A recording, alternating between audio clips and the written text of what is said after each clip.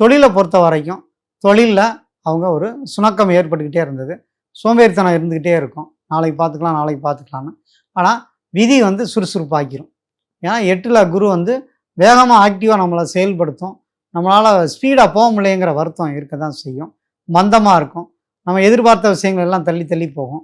அதே மாதிரி ஏமாற்றங்களும் ஏற்படும். மொதல் 5 மாதத்துக்கு நமக்கு நம்ம எதிர்பார்த்த எஃபர்ட் போட்டோம், அந்தளவுக்கு ரிசல்ட் இல்லை அப்படின்னு சொல்லக்கூடிய சூழ்நிலை தொழிலில் இருக்கும். தொழில் வகையான தொல்லைகள் நிறைய உண்டு. தேவையில்லாத கோர்ட்டு கேஸு அல்லது வந்து தொழில் செய்கிற இடத்துல முதலாளிகள்கிட்ட திட்டு வாங்குறது, அல்லது அந்த தொழிலில் வந்து நெருக்கடிகளை சம்பாரிச்சுக்கிட்டே இருக்குது. கூட வேலை பார்க்குறவங்களாம் திட்டு வாங்கக்கூடிய சூழ்நிலைகள். நம்ம அந்த தொழிலை மாற்றிக்கலாமா அப்படிங்கிற எண்ணம் இருக்கும். புத்திசாலி வந்து பொறுமையாக இருப்பாங்க. ஏன்னா அந்த 9ல் குரு வரப்போ நல்ல தொழில் அமையும், நல்ல வேலை வாய்ப்புகள் கிடைக்கும். திடீர் அதிர்ஷ்டத்தினால் வெளிநாடு போகக்கூடிய யோகம் உண்டு. ஏற்கனவே 2020 நிறைய ட்ரிப் அடிச்சிருப்பாங்க. அதே மாதிரி 2026லையும் அவங்களுக்கு நல்ல ஒரு அலைச்சல் இருந்தாலும்